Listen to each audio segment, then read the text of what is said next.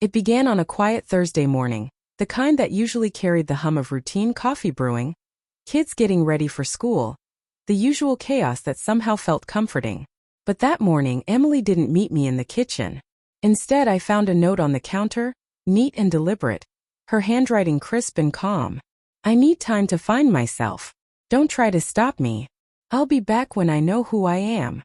I read it twice, hoping the words would change, that maybe my sleepy eyes were deceiving me. But no. She had written them and left them like a verdict. 8 years together, a home filled with memories, and now suddenly she was leaving, not with anger, not with accusations, but with a calm certainty that shook me more than a screaming fight ever could. I called her immediately, but it went straight to voicemail. I sent texts short and measured at first. "We can talk. Please don't leave like this." Then longer, more desperate messages, pouring out the confusion and hurt that sat like a weight in my chest.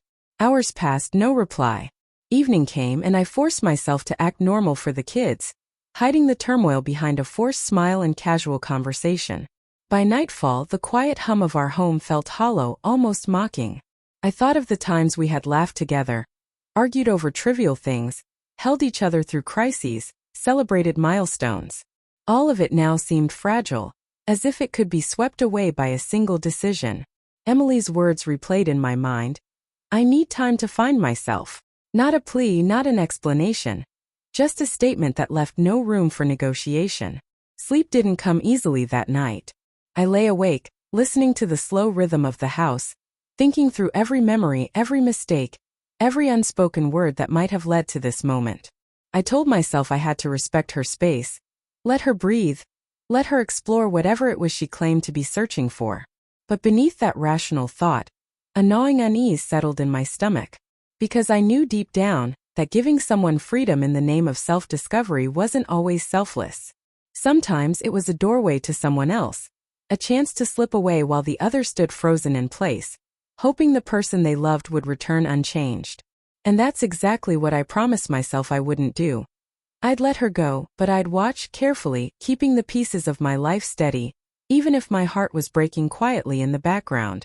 The next few days were a blur of routine and silent observation. I went to work, took care of the kids, and tried to keep the house from feeling empty, but every corner seemed to echo with her absence. I told myself it was for her growth, that letting her find herself was the right thing to do. Friends called, offering advice, some sympathetic, some blunt. "Don't get played, man.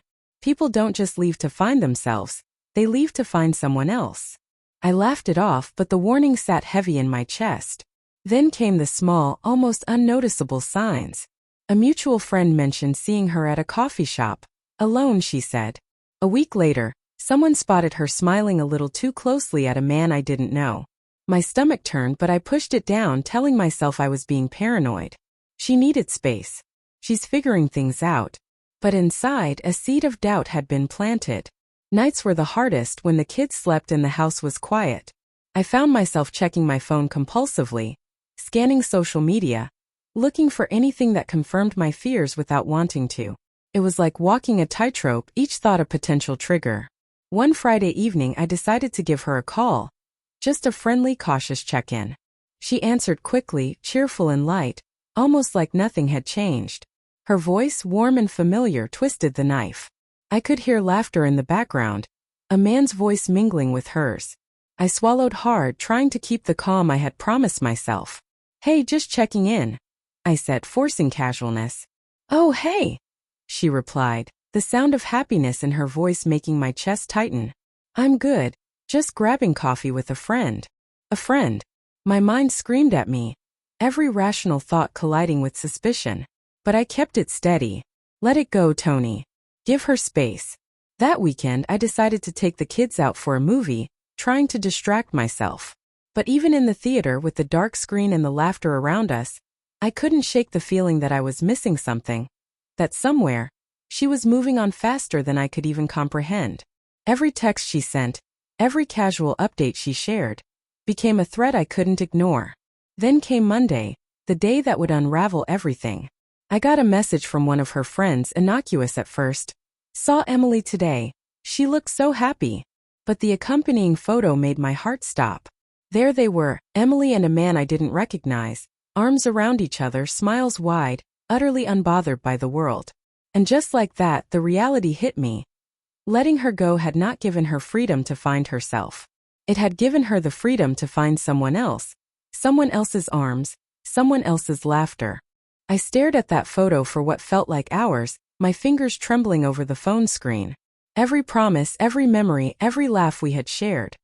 All of it now seemed fragile, replaced by the unmistakable proof that she had moved on. My chest ached, not with anger, not with revenge, but with the sharp, bitter sting of betrayal disguised as self-discovery. That evening I confronted her. I didn't yell, I didn't demand explanations, I couldn't. I simply walked to the coffee shop where she had agreed to meet, my heart heavy, my mind racing with every scenario. I saw her instantly, the way she leaned into him slightly, her smile bright, carefree, untouchable. The man's arm around her shoulders, the laughter they shared. It was intimate, natural, and completely unreserved. Emily. I started, my voice low, controlled, though my body felt like it was vibrating with every suppressed emotion. She looked up, surprised but not alarmed, as if seeing me was just a minor interruption in her perfect morning. Hey, she said, her tone warm but distant. I wanted to show you that I'm okay. Really. You'll understand someday. I swallowed hard, the weight of reality pressing down. Understand? Emily, I let you go. I gave you the space you asked for. And this is what it became. My voice cracked slightly, betraying the calm I tried to maintain. She tilted her head, not guiltily, not remorsefully, but with that quiet certainty that had first drawn me to her. The same certainty that now felt like a dagger.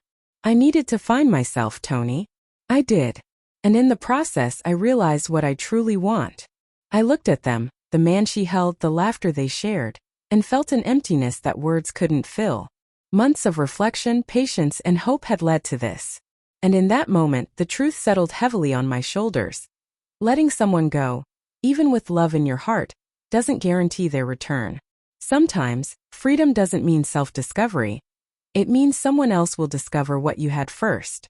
I turned away, forcing my steps steady, holding back the surge of grief that threatened to spill over in front of the kids, in front of strangers, in front of the world.